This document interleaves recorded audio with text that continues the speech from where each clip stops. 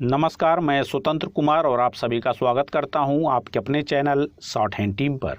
तो दोस्तों, आज के इस वीडियो में दैनिक जागरण के संपादकीय से 433 शब्दों के डिक्टेशन को हम लोग लेने वाले हैं। इसे हम दो अलग अलग स्पीड में लेंगे।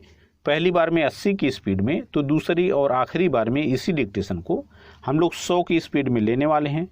अगर आपको इस डिक्टेशन की PDF की ज़रूरत है या इसमें आए हुए महत्वपूर्ण शब्दों के आउटलाइंस को जानना चाहते हैं तो आप हमारे टेलीग्राम ग्रुप को जरूर ज्वाइन कर लें। ग्रुप का लिंक इसी वीडियो के ठीक नीचे डिस्क्रिप्शन बॉक्स में आपको मिल जाएगा। तो 80 की स्पीड में आपका डिक्टेशन स्टार्ट होगा 5 सेकंड के बाद। तब तक के लिए आप रेडी रहें।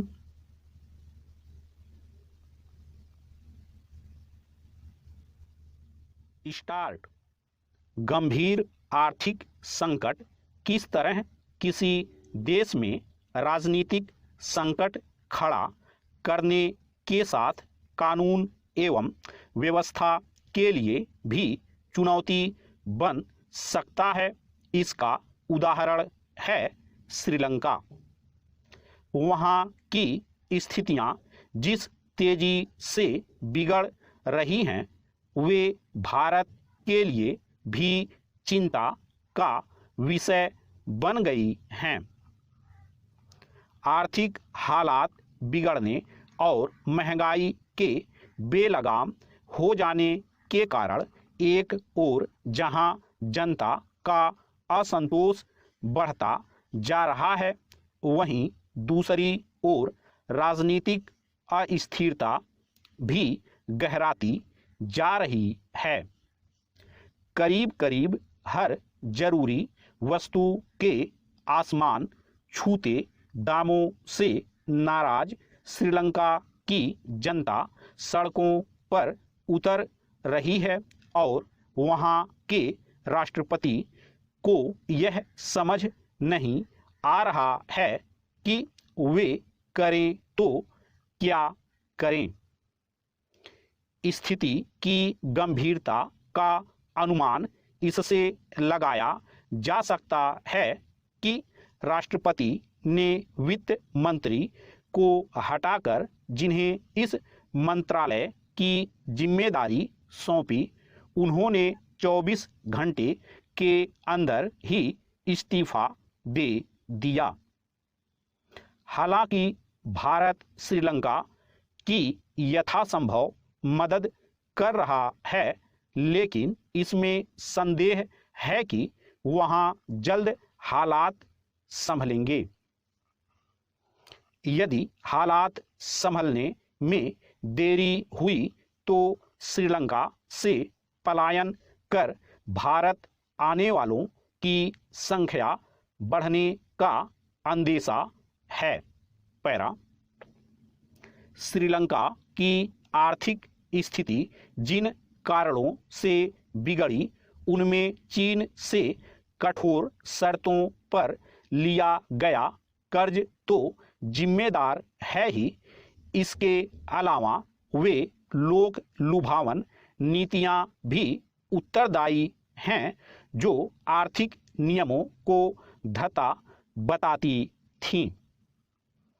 कर्ज के बढ़ने और विदेशी मुद्रा भंडार खाली होते जाने के बाद भी इन नीतियों को आगे बढ़ाकर श्रीलंका ने अपने पैरों पर कुल्हाड़ी मारने का ही काम किया। यह ठीक है कि भारत श्रीलंका के हालात पर नज़र रखे हुए है, लेकिन केवल इतना ही पर्याप्त नहीं। इसी के साथ ही उन कारणों पर भी ध्यान देने की आवश्यकता है जिनके चलते श्रीलंका गहरे संकट में धंस गया। इसकी अनदेखी नहीं की जा सकती कि हाल में प्रधानमंत्री मोदी ने जब शीर्ष अधिकारियों के साथ एक बैठक की तो कई अफसरों ने यह कहा कि कुछ राज्यों की ओर से मुफ्त वस्तुएं और सुविधाएं देने का जो काम किया जा रहा है वह उन्हें श्रीलंका जैसी स्थिति में ले जा सकता है। इन अफसरों की माने तो कर्ज में डूबे राज्य मुफ्तखोरी वाली योजनाएं चलाकर अर्थव्यवस्था का बेड़ा गर्क कर रहे हैं। इस कटु सत्य से मुंह नहीं मोड़ा जा सकता। इससे इनकार नहीं कि देश में एक तबका ऐसा है जिसे राहत और रियायत देने की आवश्यकता है, लेकिन महज राजनीतिक लाभ लेने के उद्देश्य से मुफ्तखोरी को बढ़ावा देना आत्मघात ही है। केंद्र सरकार को उन राज्यों को चेताना होगा जो कर्ज चुकाने की क्षमता खोते चले जाने के बाद भी मुफ्त की योजनाओं को बढ़ावा दे रहे हैं। स्टॉप।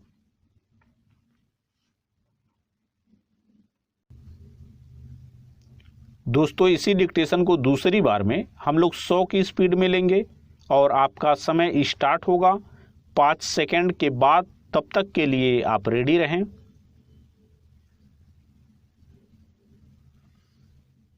स्टार्ट। गंभीर आर्थिक संकट किस तरह किसी देश में राजनीतिक संकट खड़ा करने के साथ कानून एवं व्यवस्था के लिए भी चुनौती बन सकता है, इसका उदाहरण है श्रीलंका। वहां की स्थितियां जिस तेजी से बिगड़ रही हैं वे भारत के लिए भी चिंता का विषय बन गई हैं। आर्थिक हालात बिगड़ने और महंगाई के बेलगाम हो जाने के कारण एक ओर जहां जनता का असंतोष बढ़ता जा रहा है, वहीं दूसरी ओर राजनीतिक अस्थिरता भी गहराती जा रही है। करीब करीब हर जरूरी वस्तु के आसमान छूते दामों से नाराज श्रीलंका की जनता सड़कों पर उतर रही है और वहां के राष्ट्रपति को यह समझ नहीं आ रहा है कि वे करें तो क्या करें। स्थिति की गंभीरता का अनुमान इससे लगाया जा सकता है कि राष्ट्रपति ने वित्त मंत्री को हटाकर जिन्हें इस मंत्रालय की जिम्मेदारी सौंपी, उन्होंने 24 घंटे के अंदर ही इस्तीफा दे दिया। हालांकि भारत श्रीलंका की यथासंभव मदद कर रहा है, लेकिन इसमें संदेह है कि वहां जल्द हालात संभलेंगे। यदि हालात संभलने में देरी हुई तो श्रीलंका से पलायन कर भारत आने वालों की संख्या बढ़ने का अंदेशा है। पैरा। श्रीलंका की आर्थिक स्थिति जिन कारणों से बिगड़ी उनमें चीन से कठोर शर्तों पर लिया गया कर्ज तो जिम्मेदार है ही, इसके अलावा वे लोक लुभावन नीतियां भी उत्तरदायी हैं जो आर्थिक नियमों को धत्ता बताती थीं। कर्ज के बढ़ने और विदेशी मुद्रा भंडार खाली होते जाने के बाद भी इन नीतियों को आगे बढ़ाकर श्रीलंका ने अपने पैरों पर कुल्हाड़ी मारने का ही काम किया। यह ठीक है कि भारत श्रीलंका के हालात पर नजर रखे हुए है, लेकिन केवल इतना ही पर्याप्त नहीं। इसी के साथ ही उन कारणों पर भी ध्यान देने की आवश्यकता है जिनके चलते श्रीलंका गहरे संकट में धंस गया। इसकी अनदेखी नहीं की जा सकती कि हाल में प्रधानमंत्री मोदी ने जब शीर्ष अधिकारियों के साथ एक बैठक की तो कई अफसरों ने यह कहा कि कुछ राज्यों की ओर से मुफ्त वस्तुएं और सुविधाएं देने का जो काम किया जा रहा है वह उन्हें श्रीलंका जैसी स्थिति में ले जा सकता है।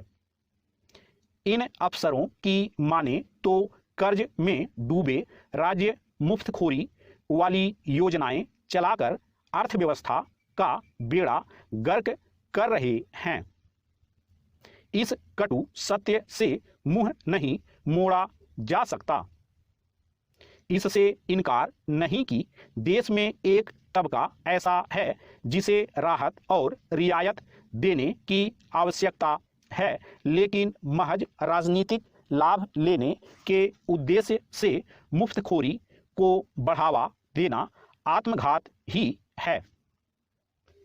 केंद्र सरकार को उन राज्यों को चेताना होगा जो कर्ज चुकाने की क्षमता खोते चले जाने के बाद भी मुफ्त की योजनाओं को बढ़ावा दे रहे हैं। स्टॉप।